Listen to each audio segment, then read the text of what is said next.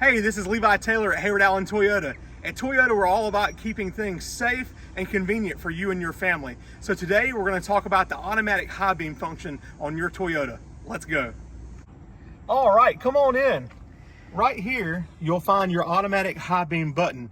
Do not mix it up with your jellyfish launcher button. I'm just joking, that's your cargo lights. So when you press this button, your automatic headlight is engaged, but you'll see that they're still not working unless you put it in the high beam function. So if you push this lever right here to the high beam, you'll see that the high beams are now on and your automatic headlights are engaged. Thank you for watching this video today. We hope that it's been very helpful. If you have any other questions, or you would like to see us make another video on a question that you have for your vehicle, please drop it in the comment box or give us a call at 706-369-5020. We look forward to seeing you at Hayward Allen Toyota for your next service.